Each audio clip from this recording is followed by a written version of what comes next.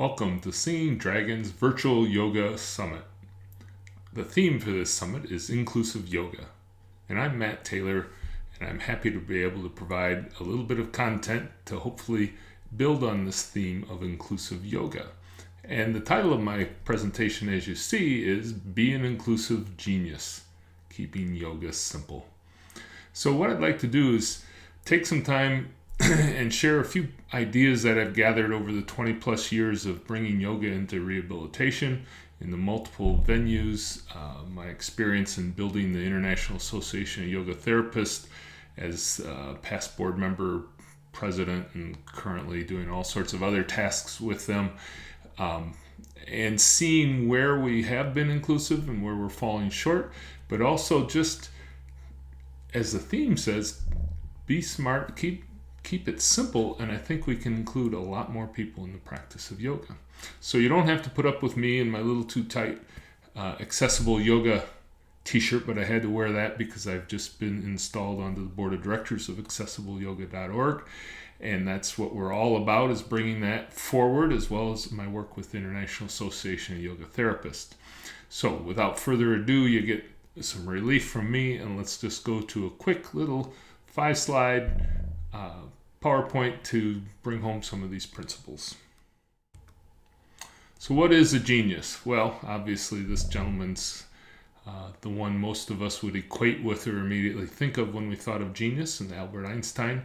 And his quote is quite relevant to what we're talking about today, because he said the definition of a genius, or at least he's said to have said this, the definition of a genius is taking the complex and making it simple. So, what could that possibly have to do with our either practicing yoga or instructing yoga? Well, of course, we tend to complicate things and make it way more difficult than it needs to be as a species and as a society. So let's take a look at a couple of ideas. So, we ask, are we being geniuses with yoga? And of course, the genius of Einstein was that he had formulated this very simple equation to describe things that I'm not even going to pretend to know much about, except that it said that energy was equal to mass times the speed of light squared. And what's really fun with that one is if you take the speed of light squared, divide both sides by it, then you get that mass or matter, what the solidness of us is, just really slow energy. And that's pretty amazing as far as those of us in yoga are concerned. But again, this is accepted physics, so it's exciting how that's taken place. So a couple questions for you to reflect on here. What's your experience been so far in yoga? Has it been simple, or have people or yourself made it more and more complicated? So is it getting simpler or more complicated? And what about your teachers? And what about your favorite teacher? Does your favorite teacher make it harder and more difficult, or do they have some way of making it simple? And I suspect it's the latter. And how about your personal practice? Through the years, have you added more and more complex postures and breathing practices and deeper, more difficult philosophical studies? Or have you noticed over time that those have moved in a particular direction? And what about that last yoga book you bought? Did you think they made it simpler, or did they make it more complicated? And if they made it simpler, did you enjoy it? Or were you bothered that maybe it was too simple? So again, these are issues that we see, and they sneak up on us as far as generating way too much complexity or complication, which I believe creates exclusion from the practice of yoga. And so, what's the difference between complexity and complication? Well, complexity just references relationships. How many different relationships are connected to a concept, a thought, an entity? And what we know about life and what yoga says is it's all connected. So of course it's complex. And the word together, plexus, which comes from the Latin roots of a network or a net or a weave. So complexity is that we're all woven together, which is yoga.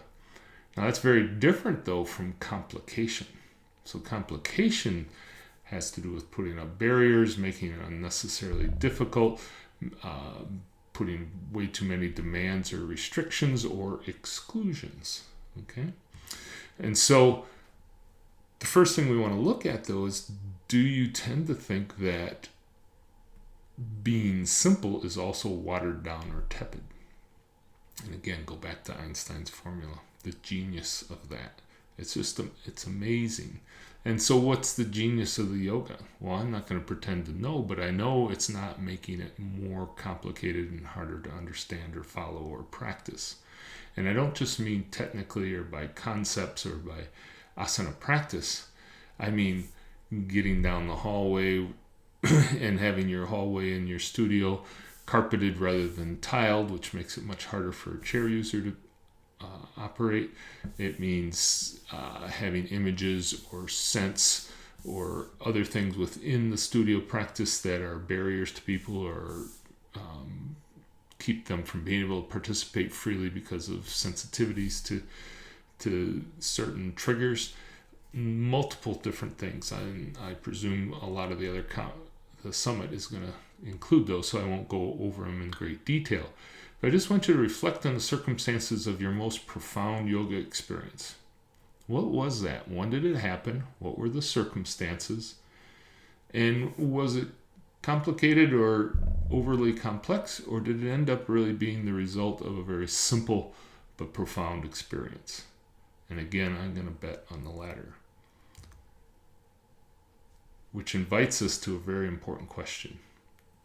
And this is deep yoga philosophy, but it's key because it answers the question of who can be included in yoga, or should yoga be inclusive for everyone? And that question is, who is doing the changing in yoga? Is it you, the student? Is it you, the teacher?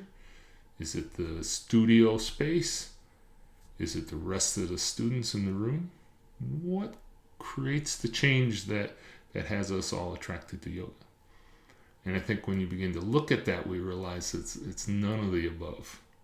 So the practices, the work of, and the experience of being able to participate in the practices allows what we might call the vrittis, or the ripples in the mirror, the misperceptions to fall away, so that we actually realize, or self-realization, who we really are and what our true nature is. So it isn't about doing so much as letting fall away those misperceptions.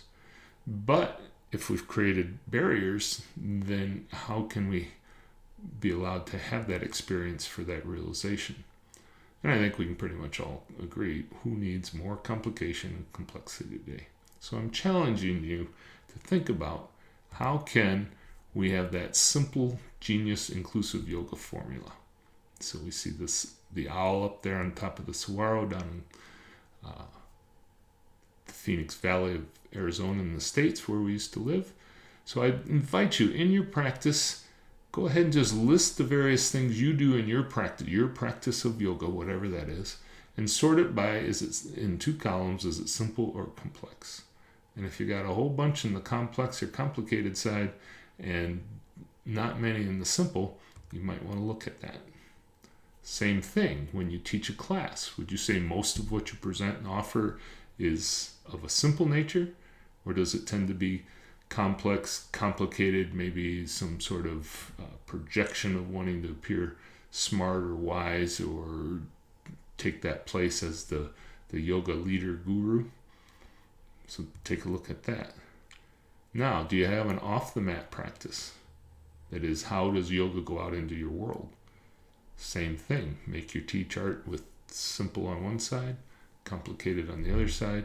What are those practices, and what column do they fall in? Now, what if you hear yourself, or a voice within yourself, arguing for some complication as essential?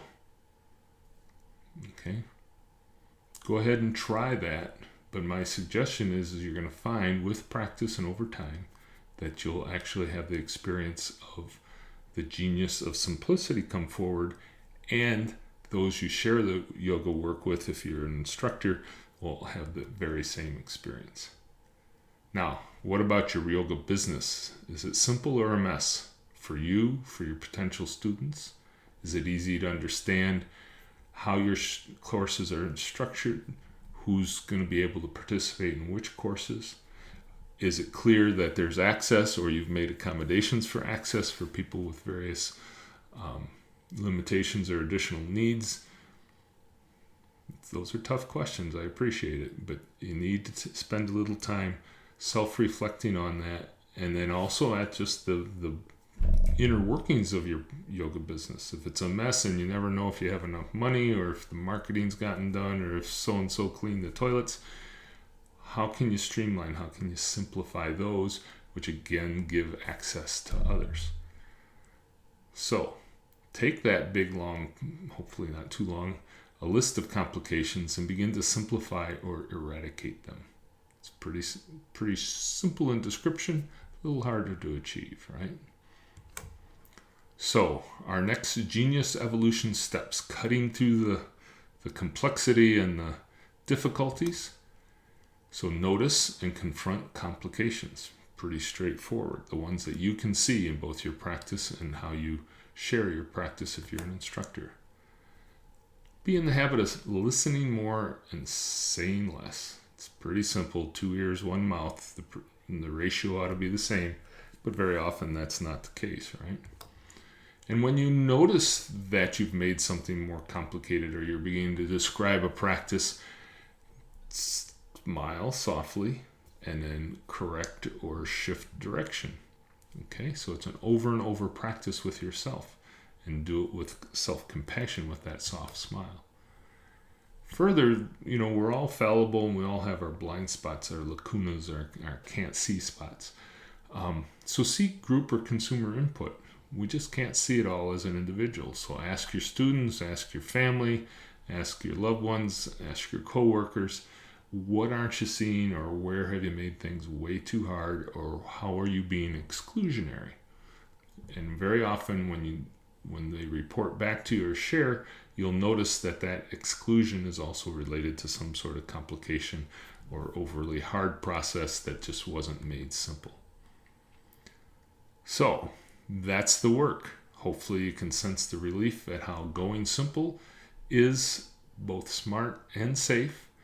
And I look forward to hearing from you about how you go ahead and have fun transforming through your genius into inclusion. So I'd love to hear it from you. Here's my contact points. And with my new haircut last year, that was my best attempt at looking like Einstein with my bushy gray hair and a couple of props. So go out there, be the genius you are, simplify, and make yoga inclusive. Thanks very much for your time, and I look forward to hearing from you.